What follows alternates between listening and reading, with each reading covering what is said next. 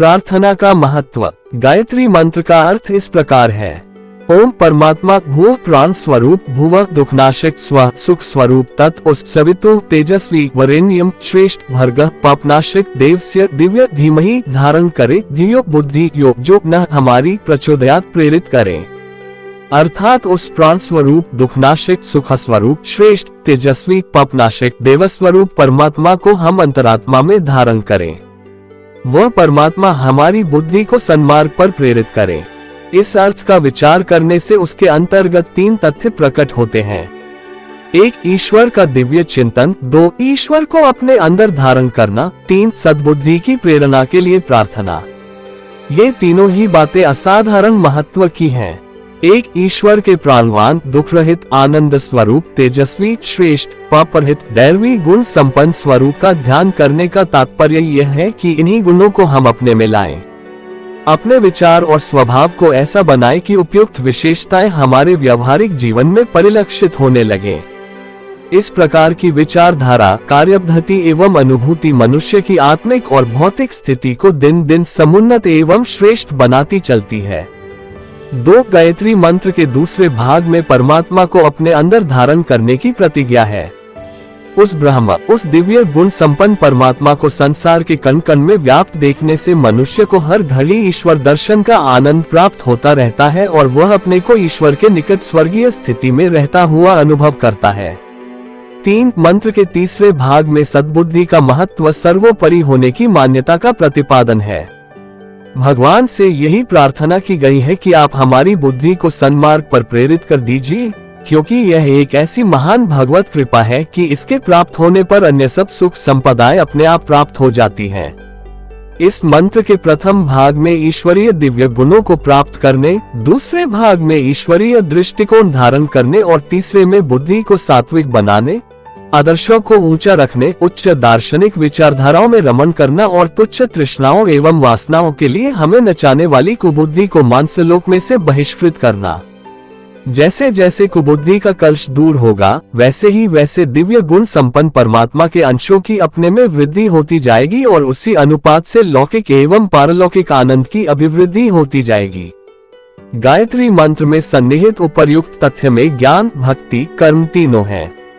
सद्गुणों का चिंतन ज्ञान योग है, ब्रह्म की धारणा भक्ति योग है और बुद्धि की सात्विकता एवं अनासक्ति कर्म योग है। वेदों में ज्ञान, कर्म, भक्ति ये तीनों ही विषय हैं। गायत्री में बीज रूप से ये तीनों ही तथ्य सर्वांगीण ढंग से प्रतिपादित हैं। इन भावनाओं का एकांत में बैठकर नित्य अर्थ चिंतन करना चाहिए। ये ध्यान साधना मनन के लिए अतीव उपयोगी है। मनन के लिए 3 संकल्प नीचे दिए जाते हैं। इन संकल्पों को शांत चित्त से स्थिर आसन पर बैठकर नेत्र बंद रखकर मन ही मन दोहराना चाहिए और कल्पना शक्ति की सहायता से इन संकल्पों का ध्यान मन क्षेत्र में भली प्रकार अंकित करना चाहिए। एक परमात्मा का ही पवित्र अंश अविनाशी राजकुमार आत्मा हूँ। परमात्मा प्राण स्वरूप है, मैं भी अपने को प्राणवान आत्मशक्ति संपन्न बनाऊंगा। प्रभु दुख रहित है, मैं दुखदायी मार्ग पर न चलूंगा। ईश्वर आनंद स्वरूप है, अपने जीवन को आनंद स्वरूप बनाना तथा दूसरों के आनंद में वृद्धि करना मेरा कर्तव्य है। भगवान तेजस्वी है, मैं भी निर्भीक, साहसी, वीर, पुरुषार्थी और प्रतिभावान बनूंगा। ब्रह्म श्रेष्ठ है, श्रेष्ठता, आदर्शवादिता एवं सिद्धांत में जीवन नीति अपनाकर मैं भी श्रेष्ठ बनूंगा।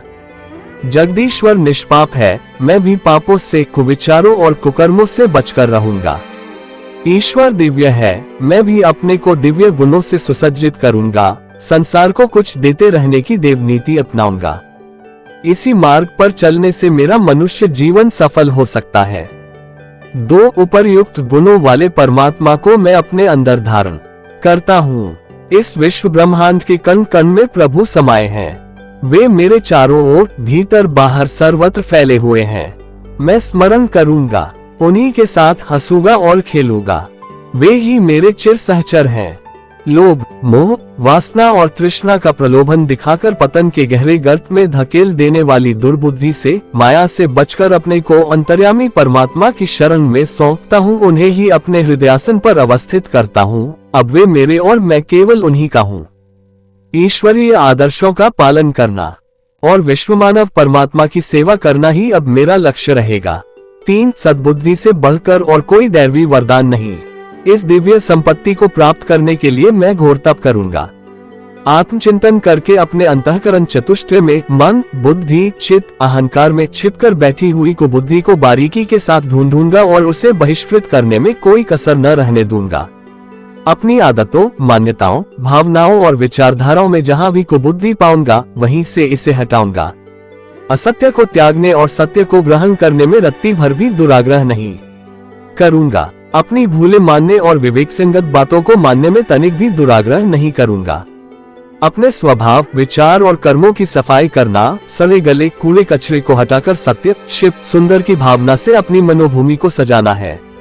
अब मेरी पूजा पद्धति से प्रसन्न होकर भगवान मेरे अंतःकरण में निवास करेंगे, तब मैं उनकी कृपा से जीवन लक्ष्य को प्राप्त करने में सफल होऊंगा। इन संकल्पों में अपनी रुचि के अनुसार शब्दों का हेर फेर किया जा सकता है, पर भाव यही होना चाहिए। नित्य शांत चित्त से भावपूर्वक इन संकल्पों को देर तक अपने हृदय में स्थान दिया जाए तो गायत्री के मंत्रार्थ की सच्ची अनुभूति हो सकती है। इस अनुभूति से मनुष्य दिन दिन अध्यात्म मार्ग में ऊंचा उठ सकता है।